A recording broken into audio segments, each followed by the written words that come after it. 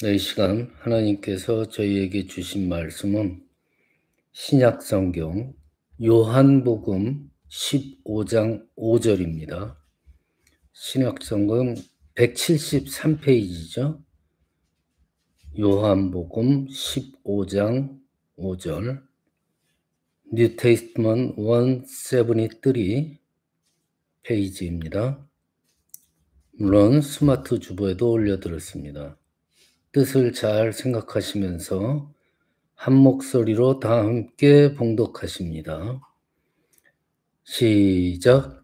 나는 포도나무요 너희는 가지라. 그가 내 안에 내가 그 안에 거하면 사람이 열매를 많이 맺나니 나를 떠나서는 너희가 아무것도 할 수 없음이라. 아멘. 네, 오늘 말씀의 제목은 포도나무예요. 본문에서도 알 수 있듯이 포도나무와 그 곁에 붙어 있는 가지. 우리가 참된 신앙인이라 그러면은 어떤 사람을 바로 떠올릴까요? 뭐 적어도 세례는 받았어야지, 뭐 아니면은 정말 참된 신자는 날 때부터 부모들에게 물려받은 뭐 모태신앙, 아니면 또 마음으로 헌금을 나타내니까 뭐 헌금을 많이 하는 사람, 아니면은 집사나 권사나 장로 같은 직분자, 그런 걸 보고 우리가 참 신앙인이라고 판단을 하지 않죠. 오늘 본문 말씀처럼요, 누가 뭐라고 해도 참 포도나무이신 주님을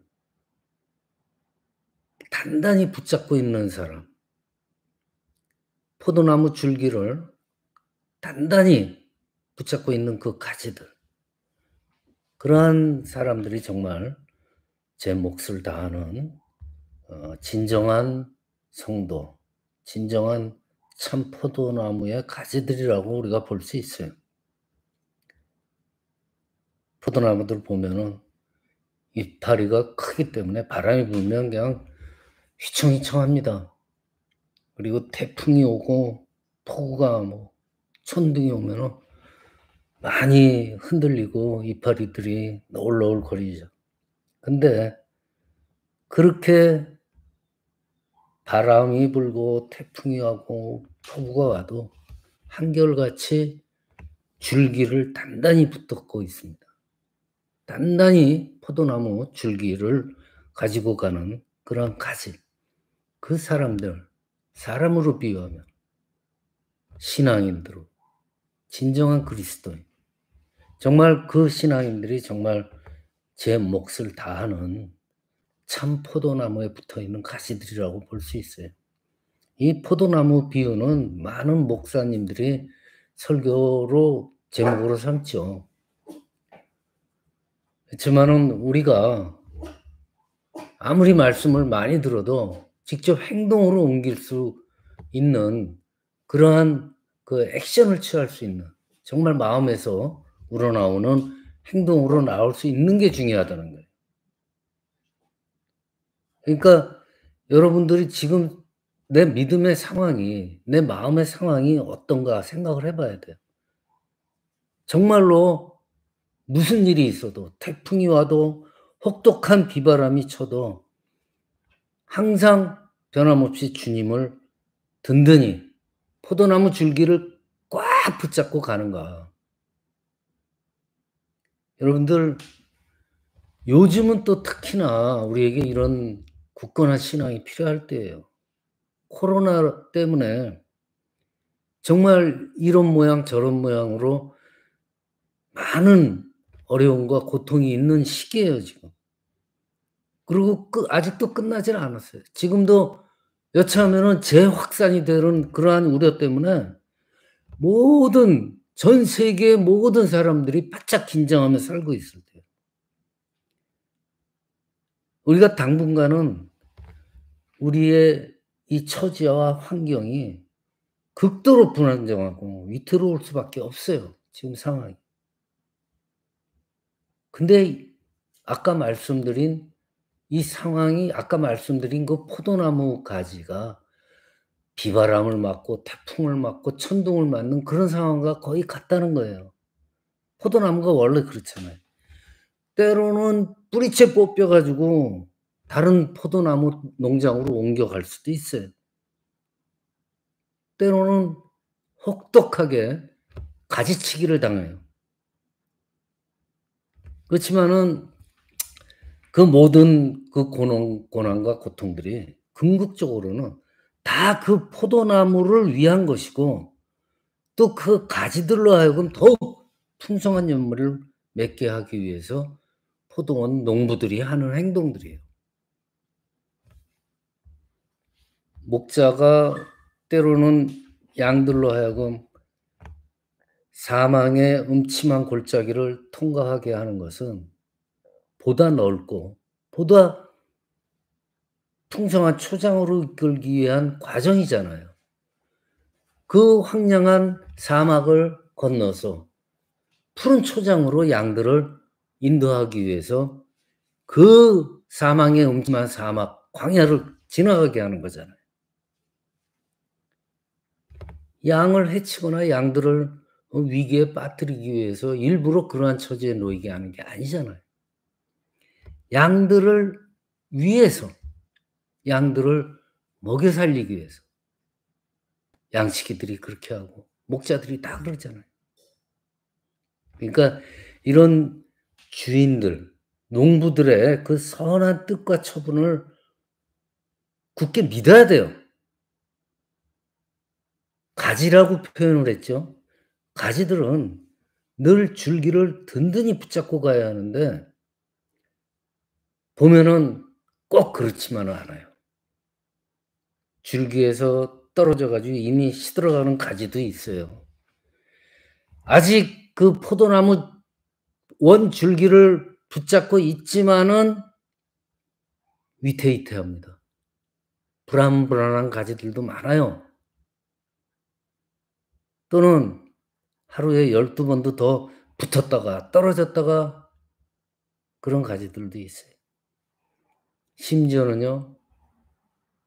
자기는 곧 이 포도나무 원 줄기를 버리고 아예 떠날 것이라면서 벼르고 있는 그러한 가지들, 그러한 신자들도 있어요.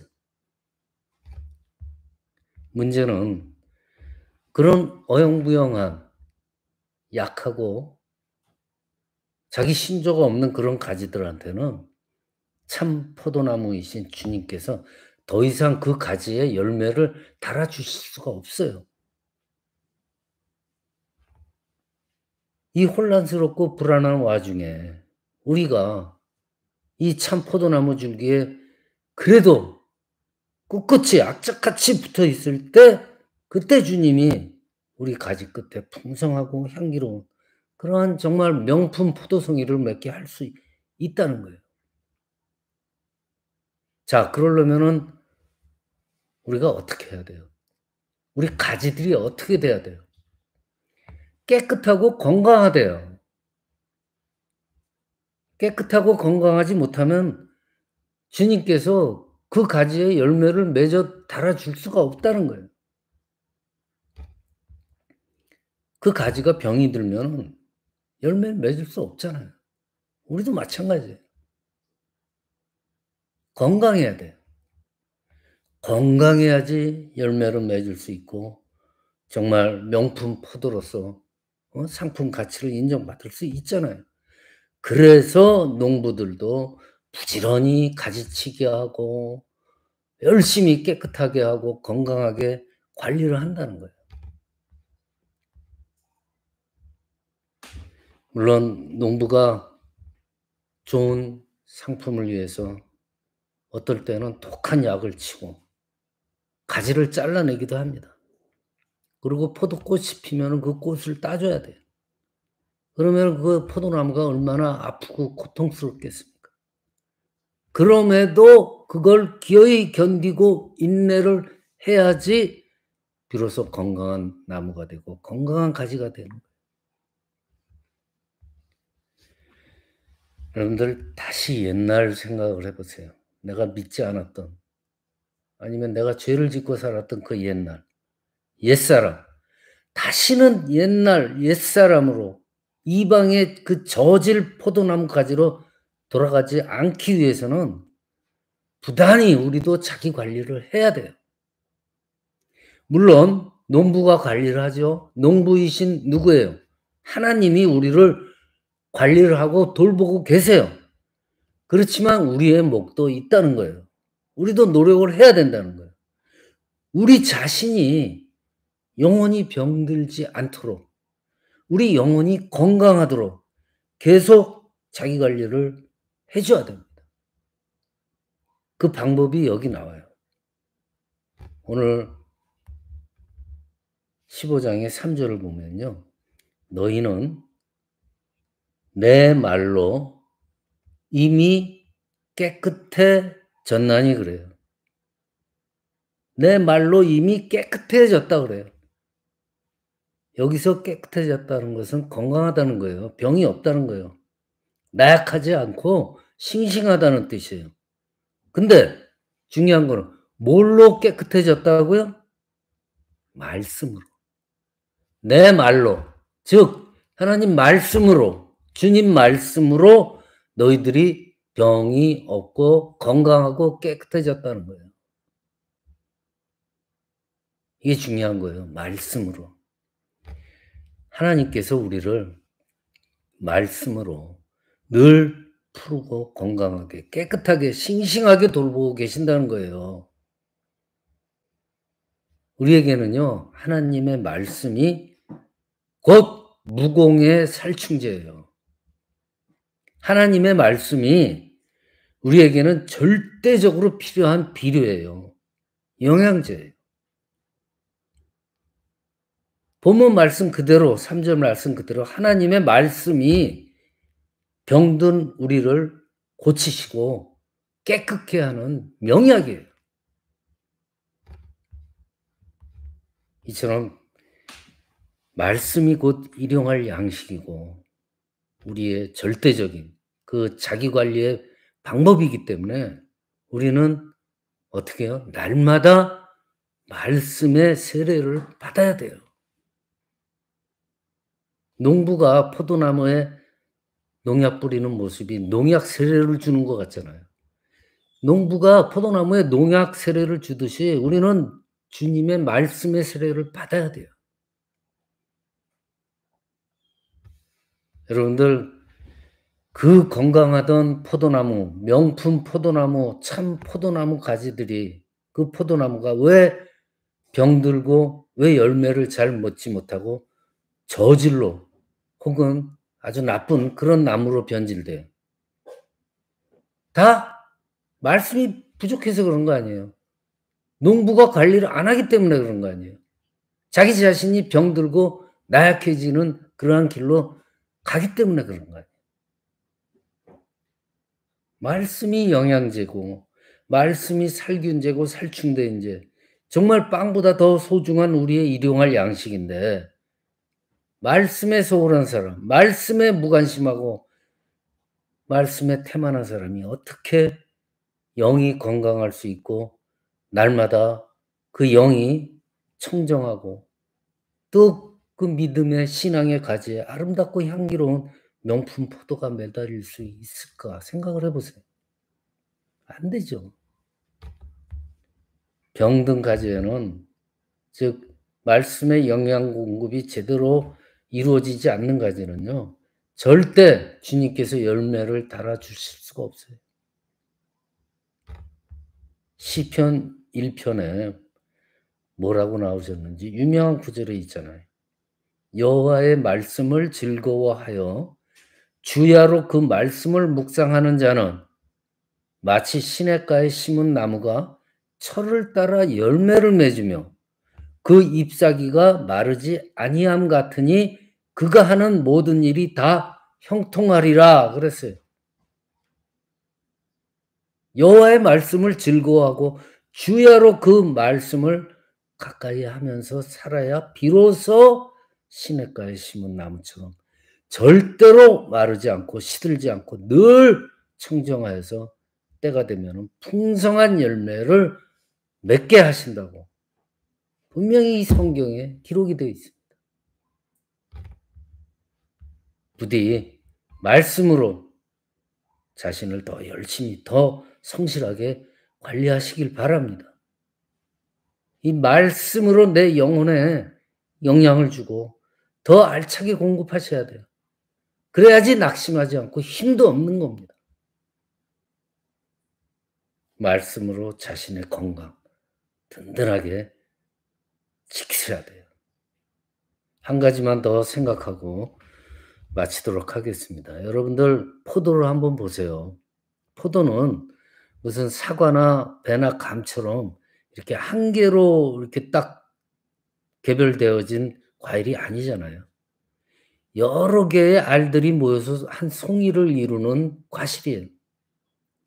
우리도 꼭 그와 같다고 생각이 돼요. 우리가 세상을 살면서 맺어야 될 열매가 정말 한두 개가 아니잖아요. 그야말로 포도처럼 송이를 이루고 있어요. 우리가 열매를 맺어야 될 게 살아가면서. 건강의 열매도 있죠. 경제적인 열매, 자녀들의 장래, 학업, 취업, 뭐 자녀들의 결혼, 하여간 수많은 열매들이 인생의 열매들이 하나의 큰 송이를 이루어야 되는 정말 다양하고 참 많아요. 그 송이의 구성원들이. 우리가 맺고 수확해야 될 이 포도송이, 포도 열매 중에서도 이 가장 중요한 것을 뽑는다면요. 역시 기도 응답의 열매예요. 왜 그러냐? 우리가 드리는 모든 우리 바람의 기도의 응답이야말로 사실상 모든 것을 다 얻는 거 아니에요. 우리가 인생을 살면서 아쉽고 바라는 거 그런 것들을 기도를 하게 되잖아요. 그거 응답을 받아봐요. 그 모든 각각의 열매들이 한 송이를 이뤄서 하나님의 선한 뜻을 우리를 통해서 행할 수 있다는 거예요. 즉 기도 응답의 열매가 제일 우선이고 중요하다는 거예요.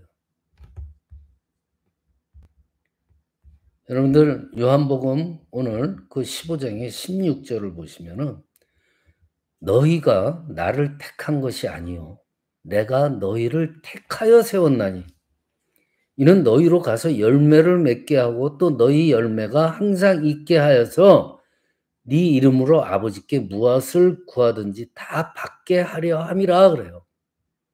하나님께서 주님께서 우리를 택하신 목적은 우리로 하여금 늘 열매를 맺되 특별히 기도 응답의 그 열매를 풍성하게 맺어서 어떻게 해요? 우리로 하여금 보다 행복하게 살아가기 위하고 하나님의 선한 뜻을 전파하기 위해 그게 목적이라고 분명히 요한복음 15장 16절에 나와요. 즉 그 말은 뭐예요? 내가 너희를 택한 이유는 너희로 하여금 기도 응답의 열매를 풍성하게 수확하게 하기 위함이다라는 말과도 상통하는 거예요. 말씀을 마칩니다. 하나님께 정말 여러분들 하나님께 많은 기쁨과 영광을 돌리시는 정말 가장 아름다운 그 포도나무 가지들이 되시기를 이 시간 축원합니다.